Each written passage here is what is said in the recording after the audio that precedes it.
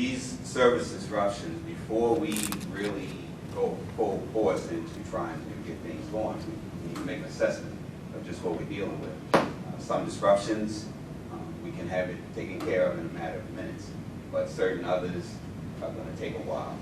And if they're going to be extensive, something major, then we go to the situation room, which is at the Operations Control Center, which some of us actually call the war room. But before we hit the panic button to activate all of that, we try to get a true assessment of what we're dealing with. Some of that we get from the train crew. Some of that we can't get until we have responders that are actually at the scene. And then we work from there, because that dictates what actions we need to take to get the service up and running again. Our goal, of course, is to get the trains back online, back running, but as safely as we can, but as soon as we can.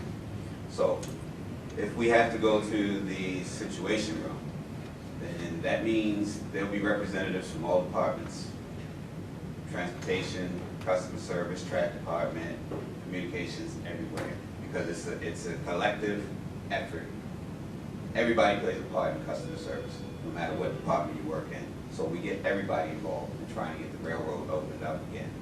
What takes place in this room is that we open up a conference line for all the relevant people to be able to dial in so that they can stay informed about what's going on, what actions we're taking, what we're expecting to happen later on. And each situation is handled on a case-by-case basis. It's not like there's one blanket policy, one plan that we're going to use for every situation, do the same thing every time. It can't work that way. It all depends on the location of the disruption, how bad it is, how many trains we actually have out there still on the railroad, passengers, how many passengers on those trains, do we need to activate a bus bridge, and so on and so forth. And that's what takes place in this room, with everybody discussing their areas of responsibility, and then we collectively make decisions on what we do to get the service up and running again. This is what the dispatchers are looking at. I think I may have already mentioned that a key part of being able to keep the customers informed as to what's going on is the communication between those dispatchers who are monitoring those screens and then the customer service people.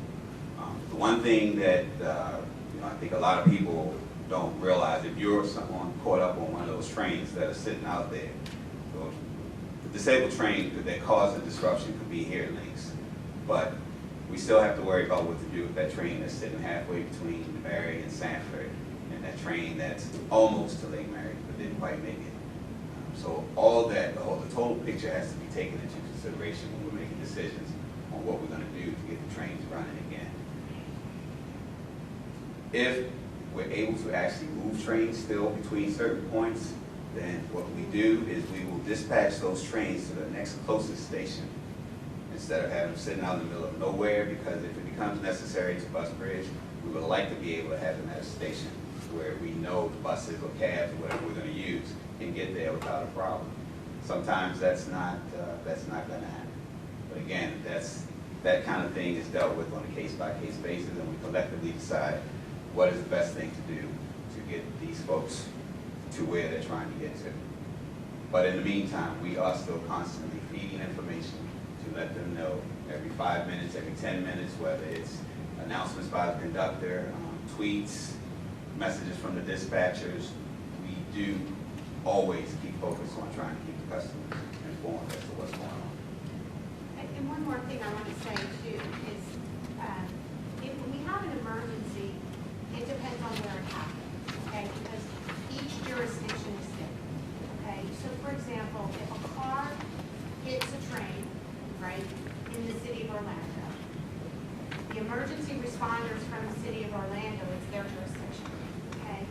They may elect to interview every passenger to find out what the eyewitnesses are, okay? If it happens in Longwood, they may not elect to do that. So that's where Dennis is talking about is a very fluid situation, because they're controlling the scene, we're not controlling the scene, okay?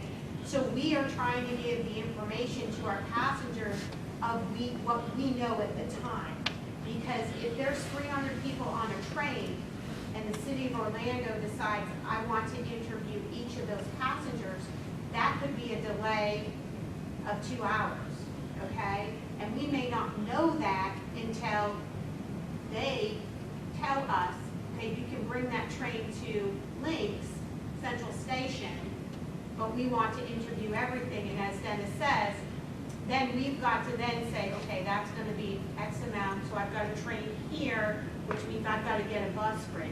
So those are the kinds of things, fluid things that we deal with in an emergency. And